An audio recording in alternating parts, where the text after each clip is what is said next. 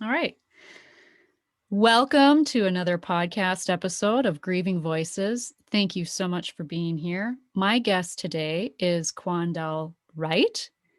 Welcome, Quandell. Thank you so much for being on my podcast today. Thank you for having Tell me. I appreciate you it. absolutely. Yeah. Let us get to know you a bit. Share your story. Yeah, sure. Who is Quandell? My name is Quandell Wright. Currently I'm a fashion designer from Detroit, Michigan. I have a brand by the name of William Palmer Hum. I always add the hum at the end, but it's William Palmer. Born and raised in Detroit, Michigan. I lived in Georgia for a little bit with my mom. Um, Maybe from the age of 5 and 6, we stayed in Columbus, Georgia for maybe like a year and a half until my grandmother got sick and we moved back. So just a little bit back and forth. Um, but yeah, right now, I'm I'm 30. I'm married, have children, and everyday life issues like everyone else. So nothing too special. But yeah, I'm very hardworking, dedicated to my craft and my vision and everything like that. So that's just a little bit of behind the scenes of who I am, just for briefly. But yeah, that's that's basically it. So, how did the clothing line come to be? So when I was 8 years old, I always loved clothes. Like fashion was like it's always been like this big thing to me. I always loved clothes. I love how you could just put it together and how people look at you and just admire your dress like clothes. It's always been like everything to me. So when I was 8, I started sketching clothes and shoes. It was mainly shoes. I always designed my own shoes all the time. And my mom, I believe she still has some of those sketches. Hopefully, I think she did say she still has some of them. But that's what I always wanted to be, a fashion designer, make clothes, have my own clothes, dress the best, be the best. But unfortunately, growing up in Detroit, single parent home, that wasn't always the case of having like the newest gear. And I got bullied a lot.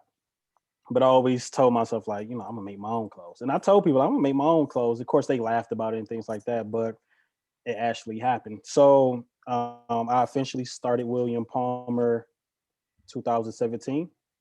I started off with 12 t-shirts with no sense of knowledge at all. Like, dude, I'm about to just get out here. And people start to buy a little bit, but then I just kept coming back creative, killing them each time. And 2018, I got into this store called El Wasan. El Wasan, his name is Bassam.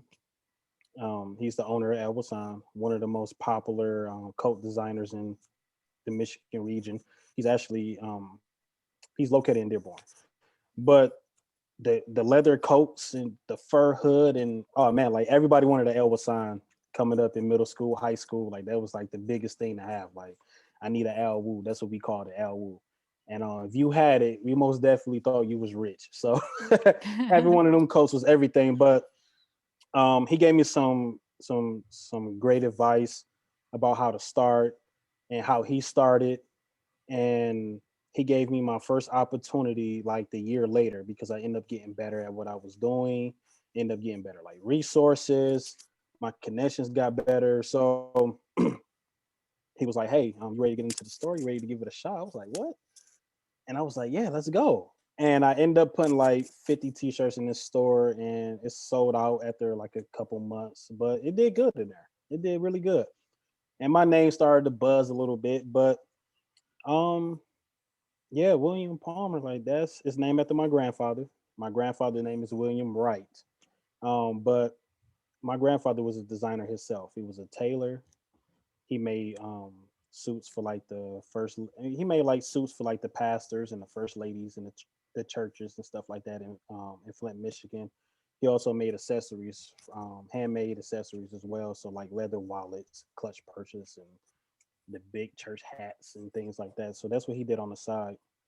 And I found that out maybe last year. And it's crazy I didn't know that the whole time. He never Oh, like wow. spoke of it or anything like that. But my uncle ended up telling me, like, yeah, your granddad, that's what he did. And he used to make my clothes because he couldn't afford the stuff I wanted. So he made me my clothes. And he like, I took it for granted. He didn't really like it as much. And he like, I should have learned how to do it myself, but I just wasn't into it. I just took a different path in life. But he would have loved like what you doing right now. Oh my God. Like he would have put his whole life savings into like this is it. But Palmer came from a friend of mine's named Dorian. I was in class, I was just sketching. I'm very good with handwriting. And I was writing William Wright over and over again in different like cursive fonts. And he was like, "What is that?" I was like, "Oh, it's a clothing line." He was like, "William Wright." I was like, "Yeah," because that was gonna be the original name for it. And he was like, "Oh, that sounds too old." It ain't. And I was like, ah.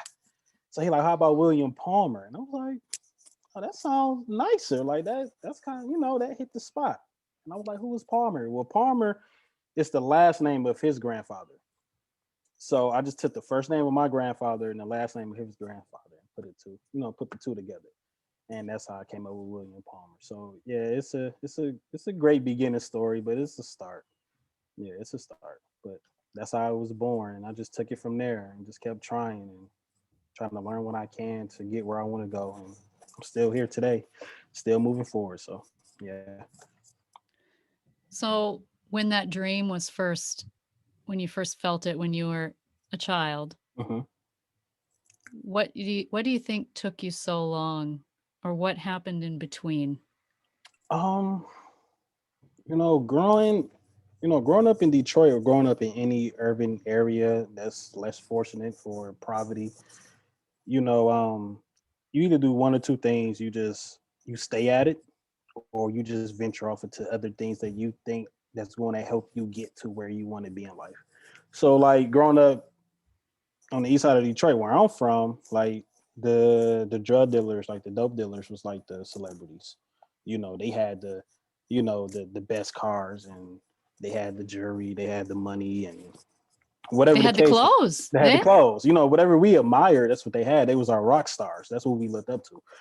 But it wasn't no that was the motivation. We didn't have let me see, we didn't have like the LeBron James from the hood that made it and that came back to show you how to do it and be a mentor. Like we didn't have that.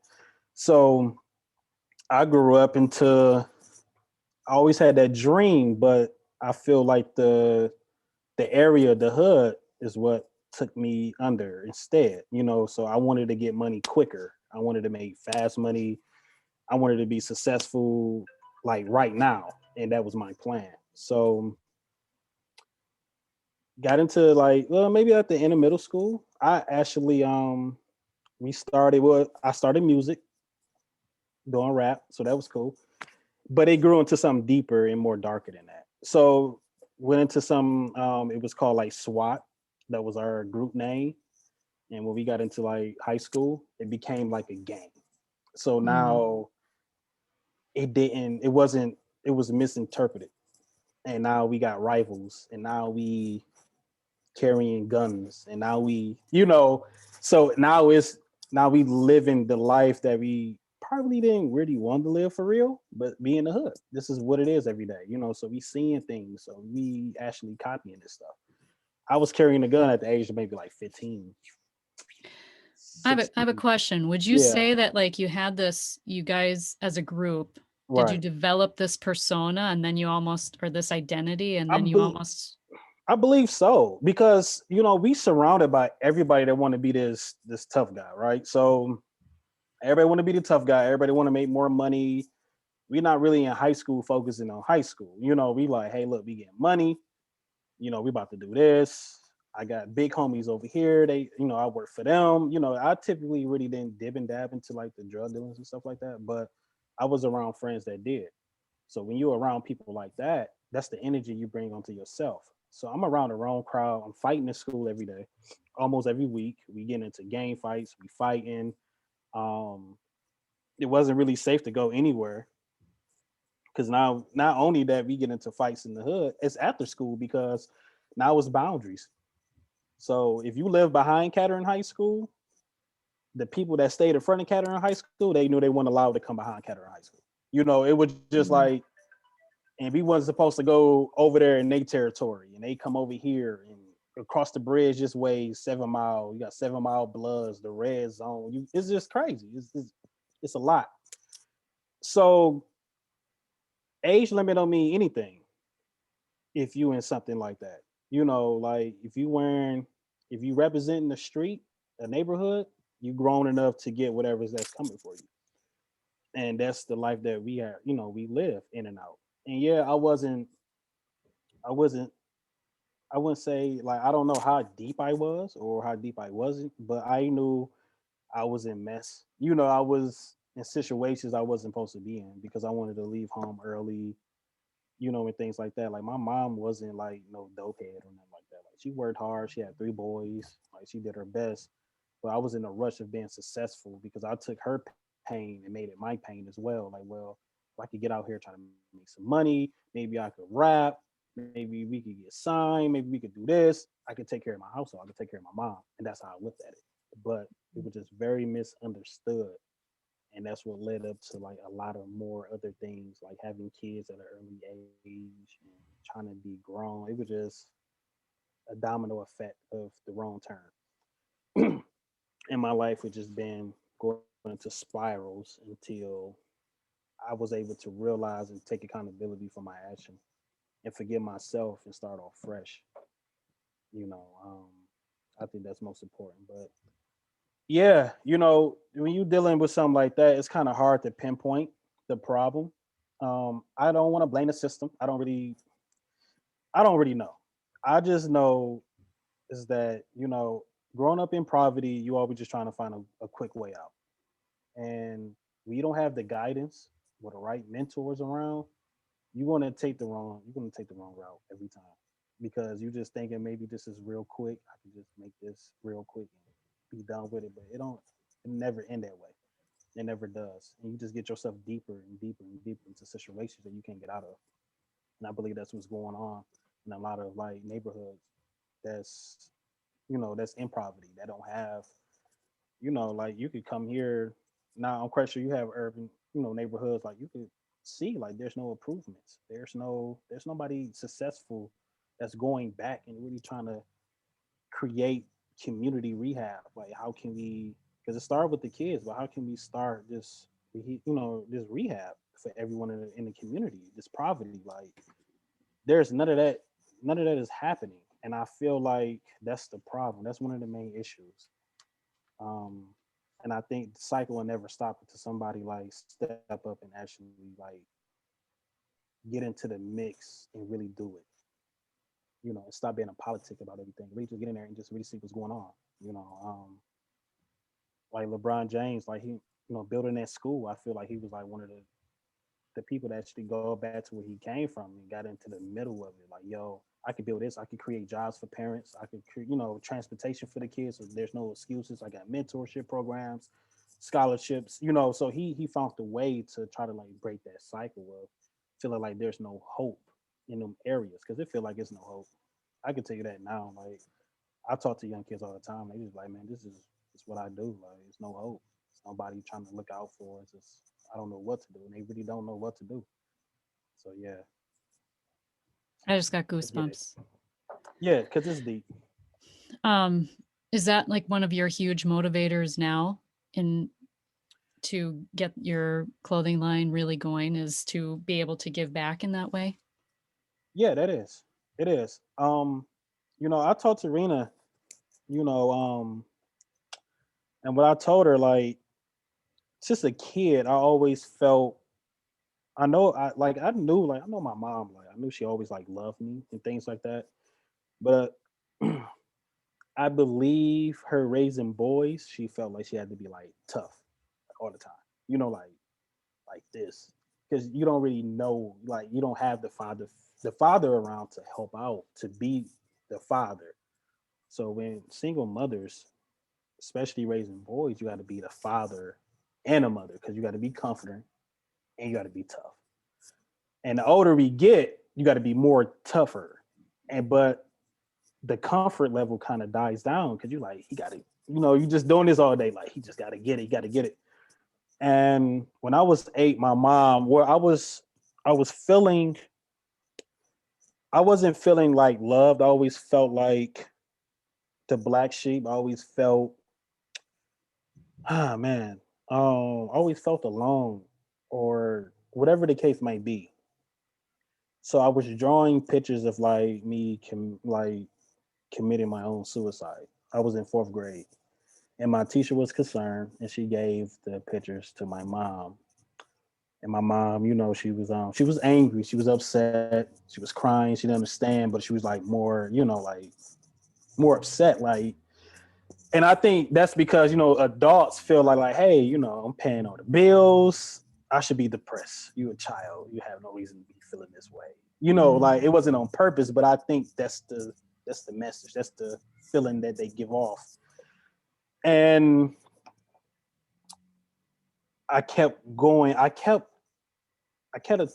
attacking myself. So getting bullied at school, not feeling and man, school kids are mean, so feeling always feeling attacked, not having the best. I think I wanted to wear like the best clothes so I wouldn't get bullied, so I wouldn't get talked about and things like that. I was always getting talked about.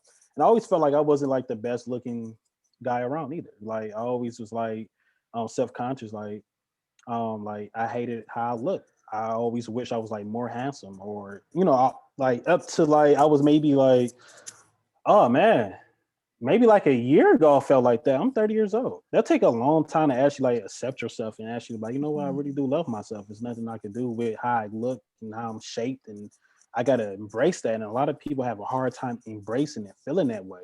So I had a hard time with that along, feeling that way, and not feeling love, not knowing how to love. I think being mad at my dad in a way, I felt like I never was mad at him because I used to lie about my dad being around. Because I always was around kids where they had stories with their dads been around.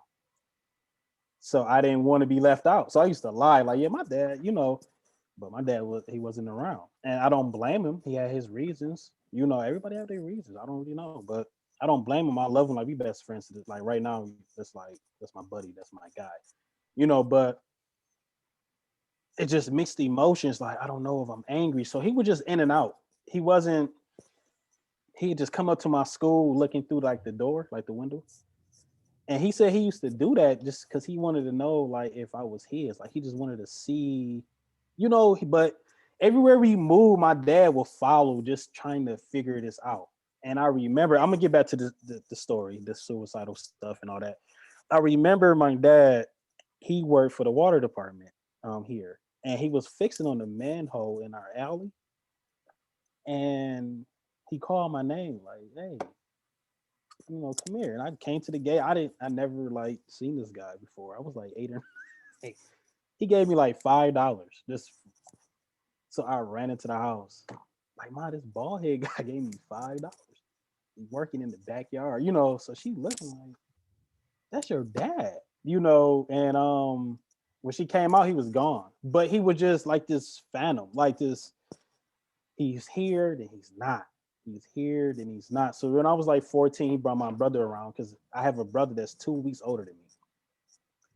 So of course, he was cheating with my mom. My mom was way younger. She was younger. She was underage. She was older. So that was probably like some of the reasons too. He didn't really want to be around. He didn't get it. But I have a brother that's 2 weeks older than me, and I met him the first time when I was like 13 or 14 years old. So that was kind of cool.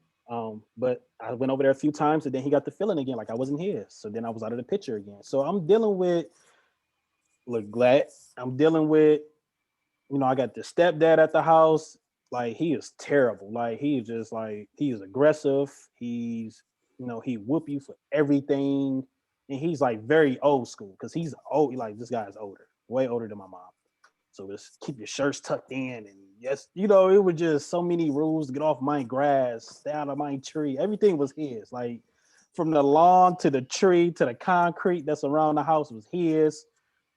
You getting slapped, you getting popped, you getting whooped for every little thing, and it wasn't never no sit down and talk. It wasn't no talk. It was always yelling, and that's abuse. A lot of parents don't understand that either. That's verbal abuse. Like I'm a human too. So I'm dealing with that. So that just cut back to that. So At that time, my stepdad was in the house with like the suicidal attempts and things like that. I didn't feel like the love from him all the way either. I just felt like he was just there for my mom, and I just think he was just there just to be with around somebody and just wanted to be in control of everything. And it was just, I just felt like it wasn't equal at all. So from that time, until I got into my dog age, maybe like 18, 19, I tried to commit suicide again.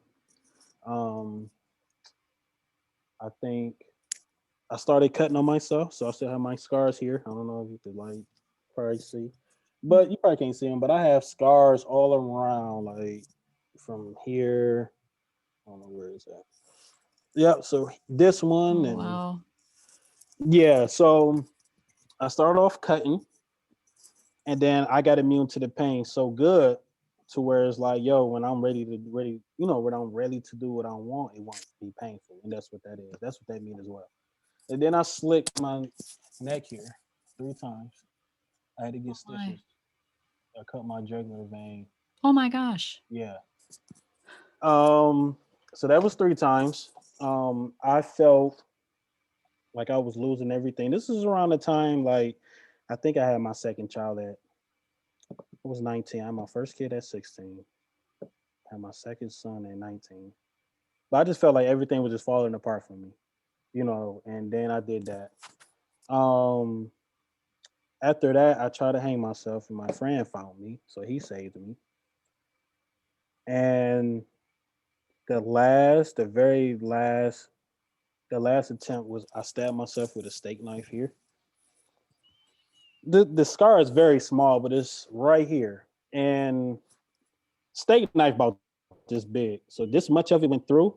I broke through the rib here. And the doctor said I was like literally maybe like 1 or 2 centimeters away. The point of the knife was like 1 or 2 centimeters away from my pumping heart. And I woke up in the hospital. I took a drive. I was bleeding out and I fainted. And I woke up in the hospital. Took me to a psychiatric hospital. I was in there for like a week and a half or something like that. But I am a survivor of self destruction. Um, I say a survivor of self hate, um, not knowing how to love myself and everything. Like I'm a survivor of that depression. I am like, and I'm still like, I'm not 100%. I'm maybe like 75 still.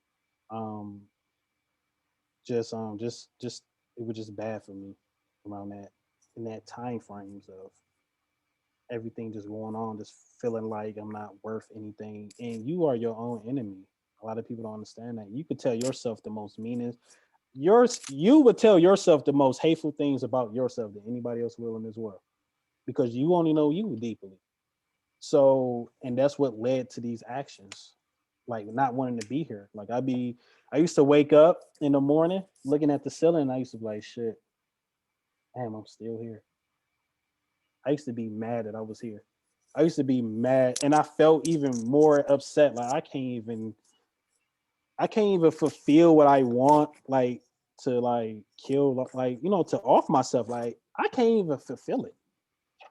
And I've done like I didn't like these scars. These are not no petty scars. Like I had to get rushed. They had to put like stop the bleeding from the jugular vein. Like I was really trying to take myself out, and every time I'm waking up, like I gotta do this again. Yeah, I go through this day again. I don't want to do this again. Why I keep waking up? I'm here again. Like ready to just oh man, I was at my lowest. My lowest. Terrible. Bad. Very bad. Yeah. So I know I'm everywhere with it, but I really just want like your listeners, maybe, they going through what I went through and maybe this might help somebody. But I'm not gonna talk about like all the bad stuff, but I'm gonna kind of like talk about how I started to heal the healing process. So the healing process started in the psychiatric hospital, because we was having like these AA meetings, like just to talk and get it off your chest. And I wasn't talking a lot. I was just kind of like trying to like feel the vibe of everything, and then I started like telling about my story. And most of it, he like the guy was saying, he was like, you're not crazy. You going through what everybody else is going through in life. You're young, you putting a lot of pressure on yourself. You just gotta like just take it one day at a time. I think that was like the most simplest advice that anybody could have gave me at that moment. Take it one day at a time. He like, can you just imagine trying to put a whole week in one day? Man, you will drive Mm. yourself crazy. And I was like, yo, you're right. And then I had learned like music therapy, so I was learning how to play the keyboard, piano. But that advice right there, like just clicked something in my brain, like, dude, like slow down. Cause I had a fear of like getting too old and not being who I wanted to be. Like I'm in my late 20s. I'm trying to, I'm going through all this crazy stuff. I got these kids, baby mama's acting crazy. Um, job not making enough money because child support is just wiping me out. I have nowhere to go because at this point I moved from Detroit. I had a good friend, so I just moved to Ipsy to give me some time away from Detroit. And it would just like I felt like I ain't had no friends. I was homeless at a point in time. Like I was sleeping in a friend car. All of a sudden he took the car, so I was sleeping outside now. I'm sleeping in the winter, like it's wintertime. I'm sleeping, like just really going through these phases of like nobody cares. So that make you mad. So now I'm mad at the world. Of course I'm mad at the world. I'm not letting nobody get in two words out of their mouth before I go off on them. I'm not cooperating at work. I can't do my job right, so I get fired. I'm just like, it was just terrible. It was just like life is just a roller coaster. But that roller coaster, I just felt like it just had so many spiral turns. Like it wasn't no straightaway for me at all. Like, man, just bad. Very bad. Would you agree that grief had its grip on you since you were just a kid? I believe I probably just like went through the grieving process maybe this year. Because as humans, we very good at ignoring our demons. We are. We just like, all right, whatever. I'll be better tomorrow. Like we not facing that just for real. Like we not facing it for real. We not going like head on with our emotions. We not talking to nobody because at a point you don't really know who to talk to. You don't want nobody to judge you because we very quick to go, oh, yeah, you might judge me. You can't trust nobody because people like people are water balloons. They gonna bust open, tell all your business. So you scared about that. We can't afford therapy. I never even thought about therapy until this year. But I'm like, they so expensive. I don't even know. Like, and then I'm like, do they really listen for real? Because it's just for the check. Like, I only get paid for an hour, but dude, I got 27 years worth of stuff to tell you. Like, but it's like you want me to break this off in sections and then something else may happen tomorrow. Like I gotta get this, so it's hard. It is, it's hard. But I grieve like this year. Once I started meditating. I got out of like the religion aspect of things. I got out of it. Like religion is a box to me. Like I don't, you know, um I'm not stepping on nobody's beliefs, anything. I love that people can go somewhere and release whatever they need to whoever they believe in. That's great. But to me, I just felt boxed in. And then just seeing how everything was going, like everything is so hypocritical with religion and it was just too much. And I was just scaring myself. I'm trying to put this on the charger. 1 second. I'm sorry. I'm sorry. I'm sorry.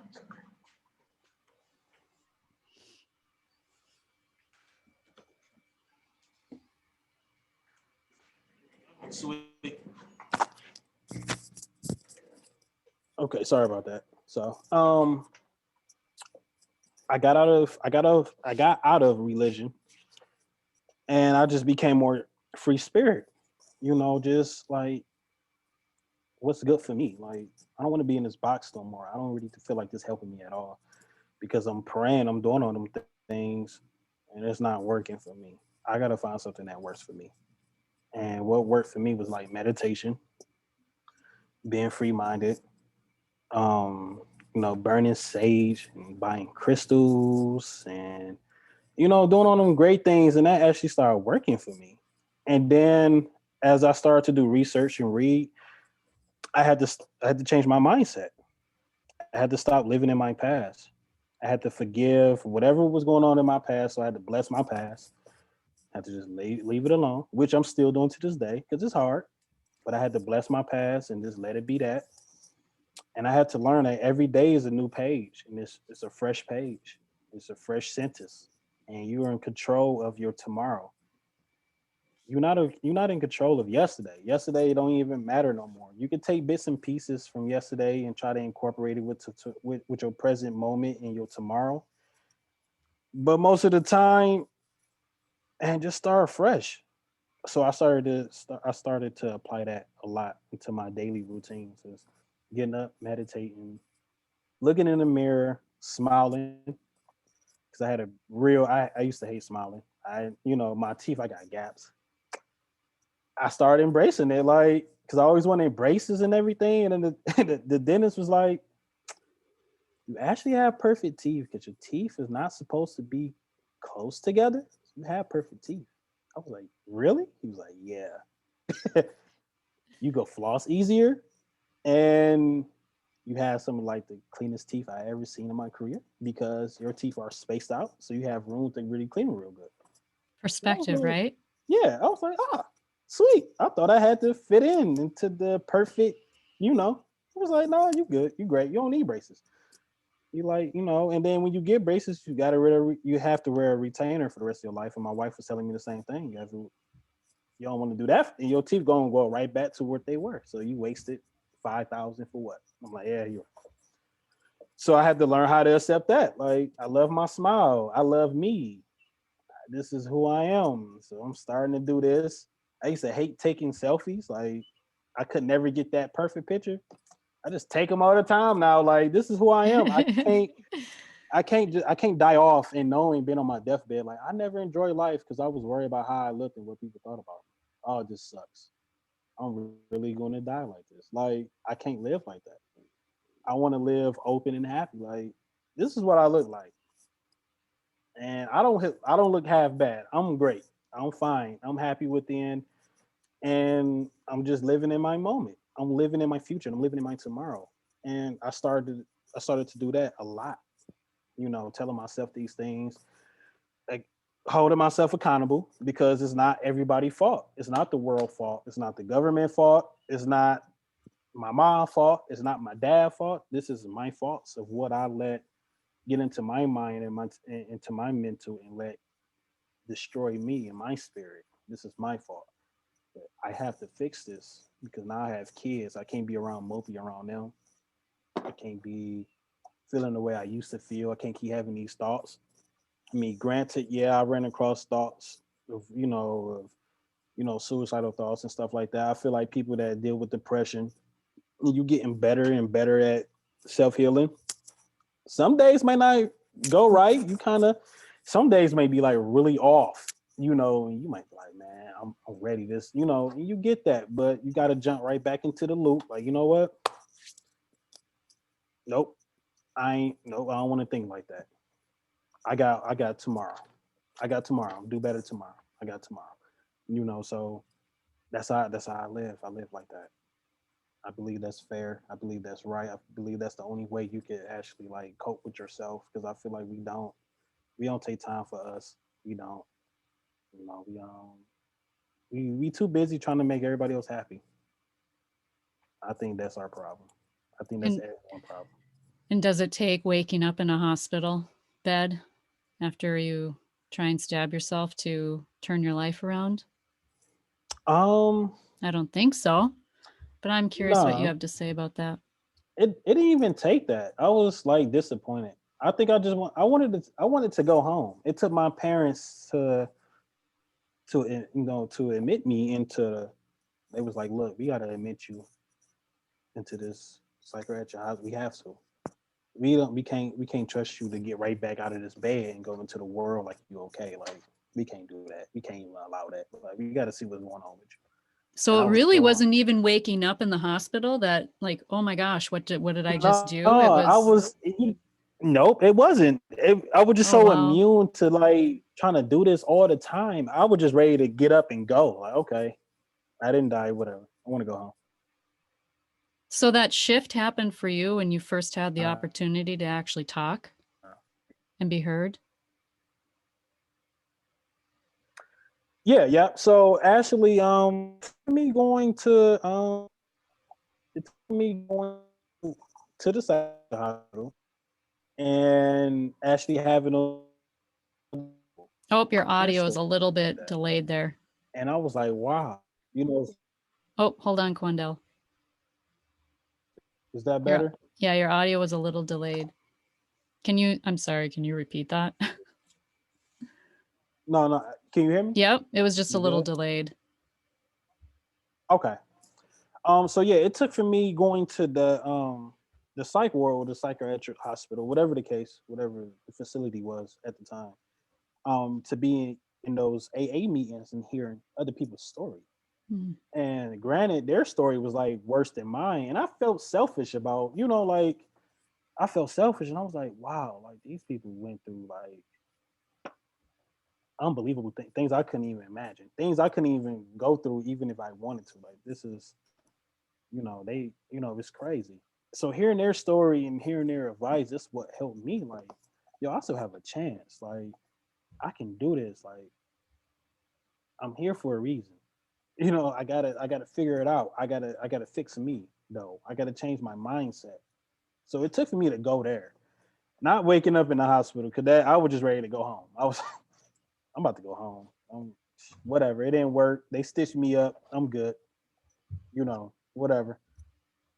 And my parents, they wasn't having it. They were just like, no, because I think it was their second time being down there, you know, on the event like that. Me doing something crazy like that. You know, so they were just like, nah, because the third time I actually beat a charm, you might actually succeed. You got to see what's going on with you. And it took that. So So after you made that decision for yourself, you made the choice to take responsibility for yourself, is what I'm hearing. yeah. How how did that transform your parenting and just everything else for you? So just being very open with my kids. Always, like we as parents we get the habit of saying like, I'm your parent, I'm not your friend. You know, um, I think that's something that we need to stop. That's just advice to all parents out there. What I say is be 50-50, be both. Be the friend of your child. Because I was 8 and I was thinking about hanging myself at 8. So you could just imagine what these kids going through now with social media, and they so exposed to the world and see. And so I'm more open with my kids. We talk about whatever they want to talk about, like what's going on. I have teenagers now. Let's talk. Mhm. What's going on in your life? What's happening? Like I'm not like, hey, you better not be you now you installing fear. And even if they are doing it, they might do it more, or they might not do it at all, but now they scared of you. They don't really, because something could go on, whatever you telling them not to do, and they don't really know how to handle it. So now, too much stuff get caught up into that. But like, hey, what's going on? Are you interested in certain things? Like, what's up? Woo, woo. And we talk. Like my kids, all my kids, like all of them, all the way down.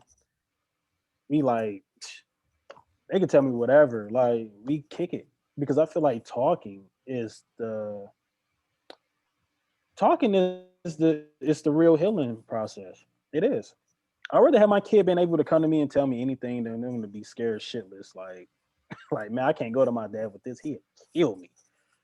Like, I'm going to like, I'm gonna let you know you wrong. Like, we gonna talk for sure. But hey, look, you human. You gonna make mistakes. Like, I'm here to guide you though. I'm not here to be like to just control your life. I'm here to guide you so I can kind of like help you, what I'm saying, on the right path that you're trying to get on. So you want to make the wrong mistakes all the time because you about to make mistakes. The mistakes is coming. Like I have 2 kids, they in high school.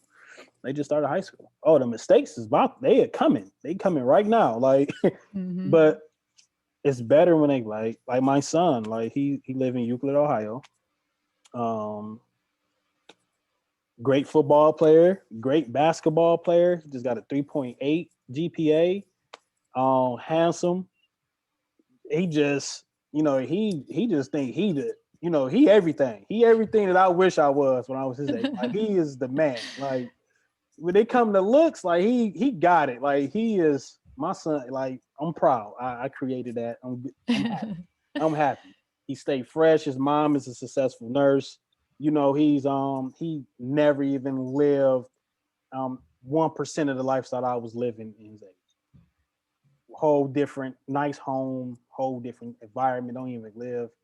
I don't even think they live in the hood. I just think it's like a subdivision type.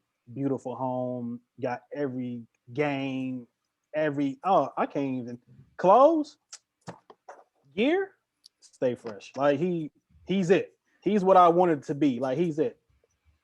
But when it come to having that and being popular is a responsibility because he's popular. So on top of that, he's popular. So you got all these little girls, they fast, they all on him. He just, but he's very respectful. He a great guy. He know what's going on. And his mom was like, hey, you probably, these little girls, you need to start talking to him. These little girls, out of control. You got to talk to him about sex. And I'm like, oh, he was doing so good in school and sports. I forgot to even, like, oh yeah, that do happen. That's going. You see my life? He know about my life. He know about everything I went through. I said, you see my life? It's gonna be like that. Take care of yourself. No kids. And I'm not saying I had to break it down to him. We not agreeing with sex. So get that through your head. But if you think you about to have it, you need to sit down with me, your mom, or me and your mom so we can properly prepare you because we cannot stop it. We can't. Because you're going to find a way to do it. Somebody going to tempt you to do it. Some girl it's going to happen. I hope it don't, but it's going and when it do, you need to be prepared. You need to be safe. You need to be responsible. And you could come to us when that time comes. Now, we not saying, oh yeah, do it all the time. You can do your thing. No. But if it's getting there, you're like, hey, look, I'm feeling this. I wanna now my job is to be like, all right, now stop feeling it. That's not realistic, right? Stop feeling it. Chill out. But you know what? These are called condoms. Okay. And here goes some videos. You're about to learn how to because you have to. Because I had him at 16. Yeah. My mom kicked in the door, like, hey, you having sex? I'm like, huh? She threw condoms at me, like, you better not, so it wasn't really that was her way of that's the fear tactic. Like, you better not be, it wasn't, hey, come on. Open communication, yeah. She was, because she felt like the fear would, and look what happened. Maybe 2 years later, hey, you got a grandbaby. Yeah. And it was probably a lot of her projecting her own fear, right? And I think that's what we can do. We often do sometimes, and we project our own fears. Yeah, we do. Yeah, because she had me when she was 17, so it was hard on her, and she most definitely wanted better. So having my son at that age, it was just, oh my god, it was just crazy. I think my son said he got the youngest parents in the school, something like that. I don't know. But it's cool. Like, and we like his best friend. And I'm growing. My son is growing up with his parents. And we can relate to him. Like, we ain't far behind. Like, he could be thinking he's slick. Like, dude, we right there. Like, our generation created social media, dude. Like, we right here with you. Like, we the generation when everything was made, we had our hands on it first. All right, so we right with it. You ain't too slick. We right there. But I love what he's doing. Very smart, and I want that to, I don't want to put my fear on him and scare him. I just like this. Man, I lost a scholarship in high school. Because I was fighting and all that. Like, I lost stuff. I lost a lot of stuff, and I didn't lost friends due to I just lost a friend named Joe. Rest bless his soul, he drug overdose. Mm. My best friend, one of my Your best best friends friend. since Mm. like fourth grade, one of my best friends. And that was like the most painful death I've encountered. I lost a lot of people. Just people I know, and you be like, damn, like, man, that's a great guy. Or that was a great. But this was a friend in elementary school. Like we used to wrestle recess and high school together. Like we lived with my cousin when we didn't want to be home, when we was being hard headed. We went to school from his house. We lived there. Like no heat, no not like just oh man, it was just terrible. And he was there through thick and thin. And seeing him go out that way, it hurt him because that wasn't our dream. We wanted to be rappers. We wanted to be successful. Like we wanted to, do things like that. Like, and he went down the route of he got too deep into the rabbit hole, into the being the product of his environment, and that's what happened to him.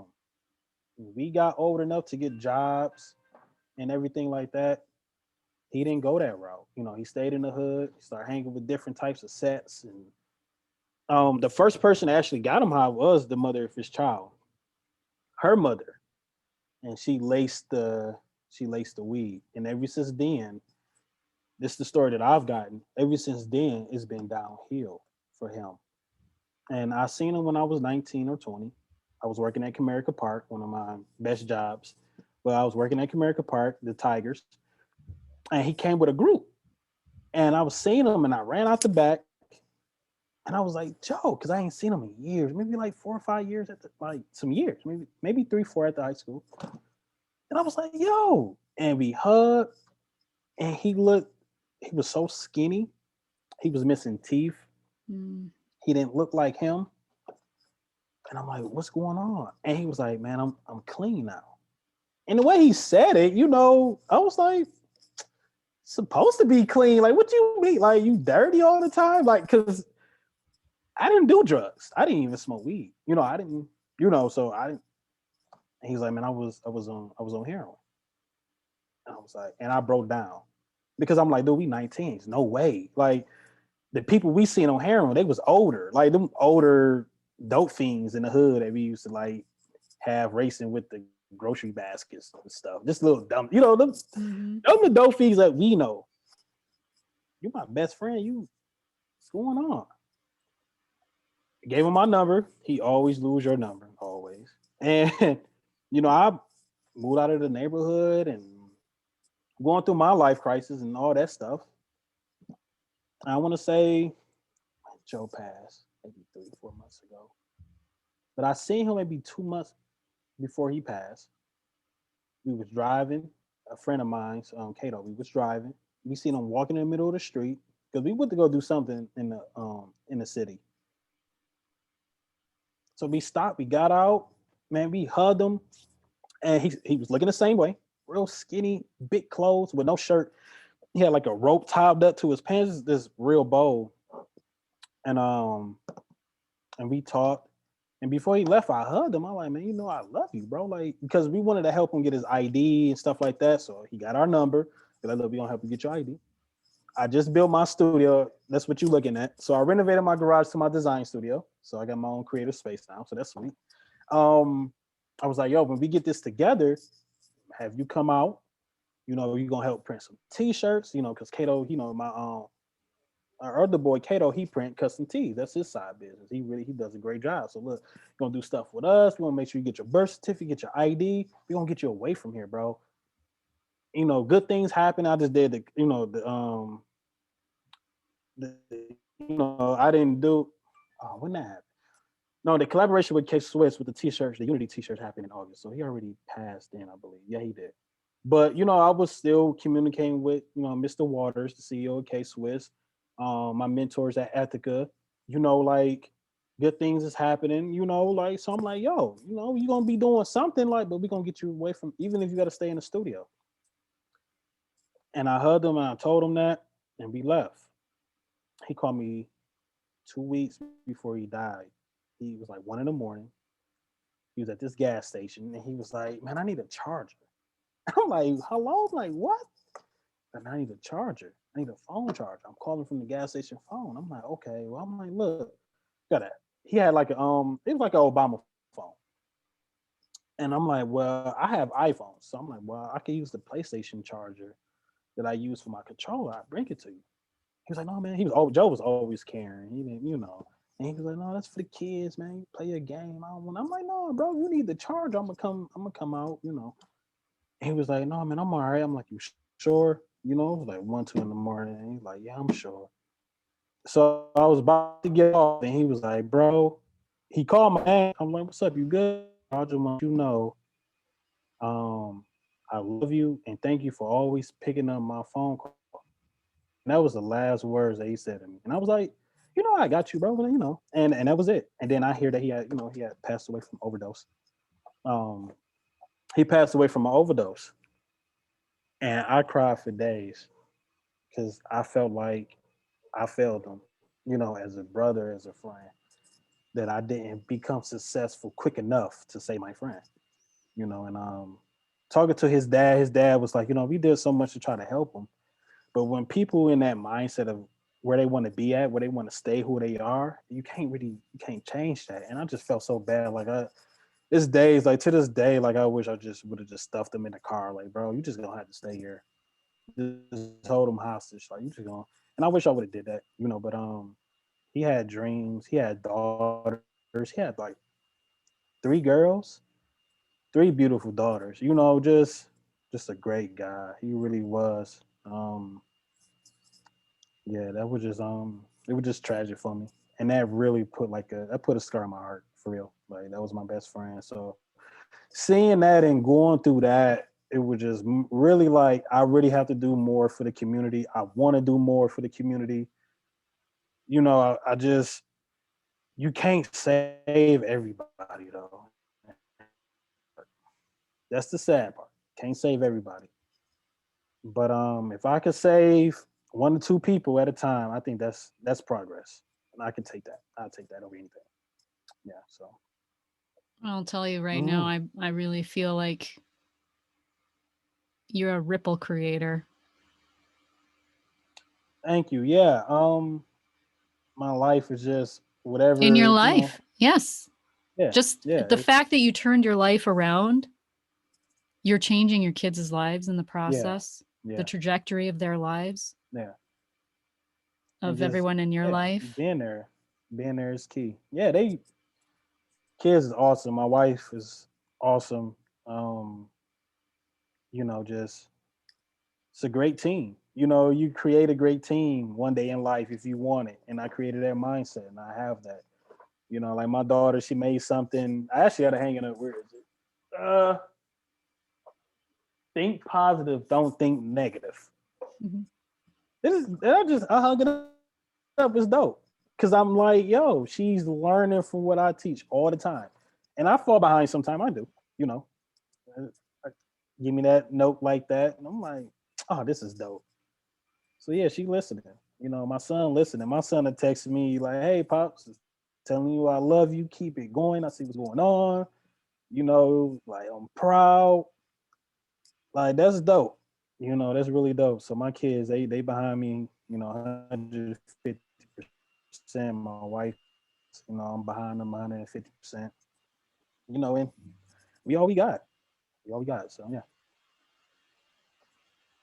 I love that. Thank you so much for sharing all of that, Quandell. I don't know you couldn't see, but my eyes were welling up Oh several no, times. no, it's okay, and I appreciate it. I do. When people hear my story and they just know me personally, they be like, "I would have never thought that." Like you are just so happy most of the time. You so giving, and and I just be like, "Yeah," but people like that, man, they've been through the worst, and I just want to be that person that don't want nobody else to go through it. So, I always say, like, become that friend that you always wanted to have for somebody else, So that's how you become a great friend, and that's really it from there. Oh, and yeah, I know you was talking about the book. So the Dr. Joe book, the Dr. Was it Dispenza? Dispenza? Dispenza, yes. Dispenza? Listeners, there is a book that Quandell and I actually bonded over a little bit.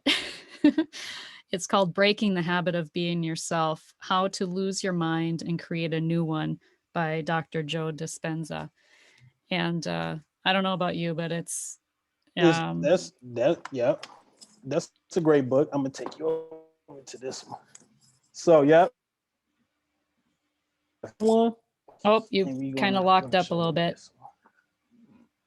I have to. Okay, there we go. Better. There we go.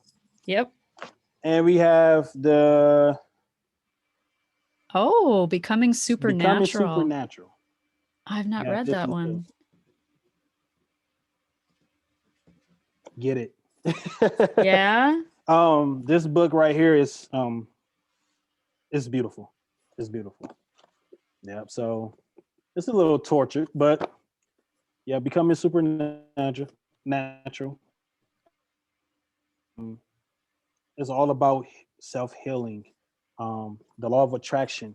Just healing yourself mentally, and how to balance your energy, and how to make sure you invest your energy into the right things that you want in life. For it to come true and everything like that. So great book. I love it. And then if you're an entrepreneur, Think and Grow Rich Have it, read it. by Laponia Hill. This is a great book. And I have another book for people. I'm a bookworm. I'm sorry. And Don't Give Up. Who's that by? This is by Cal Idleman. Yep, Don't Give Up. Eidelman. Okay, Kyle Eidelman. Mm-hmm. Never heard of that one. Yeah, great book. Yeah, I'll be reading that again. I read some books over again and in rotation until I feel like I get some new ones. And this is from Robert. This is from the dude that wrote Rich Dad Poor Dad, but it's called The Business School. Okay. Very cool. Very cool. I can't pronounce his last name very well. I always mess up. But yeah, but very good. So entrepreneurs, get this.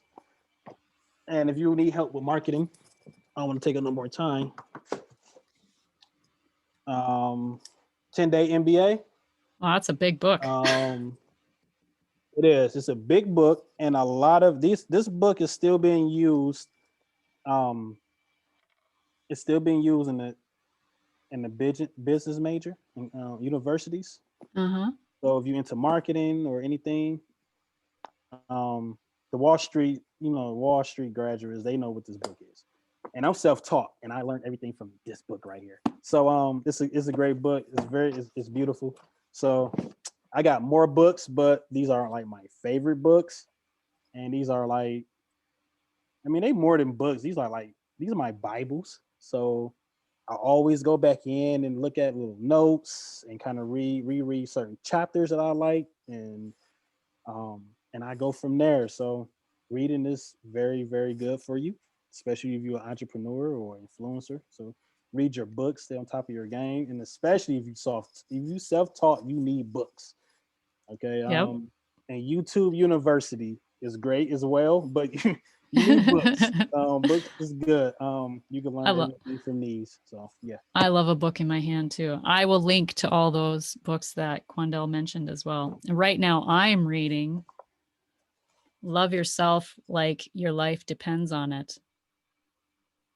Oh, nice.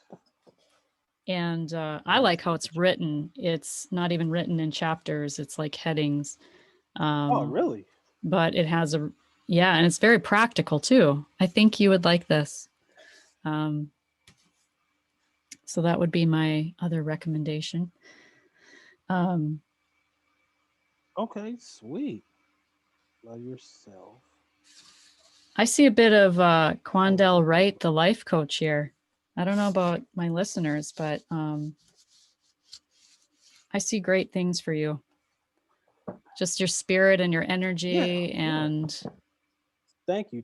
Yeah, yeah, it's been my yeah. pleasure. You gotta smile. You gotta smile. Smile, people. Smile, please. it's actually beneficial to health and everything. When I learned about smiling, I was like, oh, nice. I could do that all the time. Like this self confidence, and it's a boost. Smile in the morning in the mirror. I'm telling you, your whole day will be right. And when you smile and you smile all mean people cannot even like interrupt that energy at all. Like mean people can't even be mean to you when you smiling. They just give up. Like yeah. So yeah. So smiling is good. Keep your confidence level up. Believe in yourself. And anybody could contact me. I'm on Facebook, Quandell Wright, Instagram, QX William Palmer. Got any questions? You just want to talk? I'm here. I don't have to know you. This is not a time for people to be like, oh, I don't know you, so I don't care. It's look, we are human. We all breathe and bleed the same. You know, just reach out. And I'm actually one more thing before we leave. I'm actually doing every Sunday. I have like a guy group, which is kind of cool. So the guys they come out and we talk like how we talking, and people just talk Nice. about what's going on in their life and what they want to accomplish and how to accomplish it, and we talk. It's and we got the PlayStation running, got like 2K, we got some beers, got some food, and the guys we just talk, and it might get deep, it might not be so deep, but we talk. And the first time I had it, people was happy about they was like, man, I feel really good. I was able to like really talk to some people that I really didn't know. um they was able to like network with each other, like past numbers. Like my friend, he makes seasonings. He got his own seasoning, and he sold like 4 or 5 of them. So that was kind of cool. But we was able to talk and get it out. So every Sunday, I was called like, hey, can you do it this Sunday? Can I bring somebody? Because my bro want to come. He need to talk. Bring them. Let's go. So I'm getting more men in here. Hopefully, not too many to where I can't fit them all. But I'm getting more men in here. We all talking. We all laughing. We all smiling. We getting off our chests. And I'm planning on to hopefully get women in here. Women a little bit more feisty, but planning on trying to get women in here sooner or later. But right now, I just feel like men. It's very hard for us to talk about anything, especially black men. We don't really know anything about therapy, and we all we just we just genuine. And I get people in here and we all caring and loving. I feel like that's enough. You're not paying anything. You just here for however long you want to be here. You don't even have to talk. If you just want to just catch the vibe of things, that's fine too. I just want to make sure this is good energy, and it's vibing, and I make sure I save before anybody comes, so that way just all positive energy, and we go from there. So yep. So this Sunday I'm doing it again, and people are excited.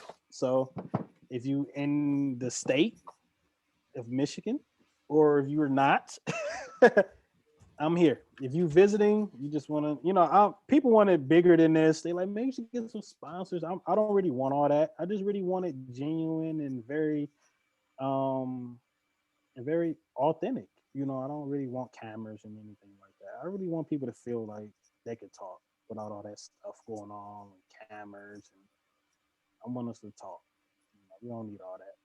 But it's something. If You it blow up bigger than that, then that'd be fine. But for their sake, I want them to you know, feel like they can talk to like a real friend. So yeah. So that's what I have going on every Sunday. That's cool. That's amazing. Yeah. You are so inspiring. Thank You're you. so Thank you. inspiring. I'm Likewise. so Likewise. glad you agreed to be on, and I'm glad I met you. Likewise. Thank Our you. paths Thank you. crossed. Yeah. Yeah. I got to send you some gear soon. So I would love that. yeah. It'd be sweet. Yeah. Yeah. um, Thank you again. If you want to reach out to Quandell, again, he's on Instagram at QX William Palmer. And are you on Facebook? Did you say if you were on Facebook? Yes, I'm on Facebook. Yeah. Quandell Wright. Um you will see the middle name is Well, you Katie. send me the link. Yep, You I'll send send you me the the link. information and I'll put it in the notes. We'll get Okay, up sweet. everybody Thank hooked you. up Thank you. there. That works. All right. Thank you so much again for sharing Thank your you. story with me, with my audience. I send you so much love and light, and you're a ripple creator, and I thank you Thank for you. being you. Thank you. I appreciate it. Peace and love. Take care. All right. Till next time, everybody. Um, unleash your heart and you unleash your life. Much love. Much love.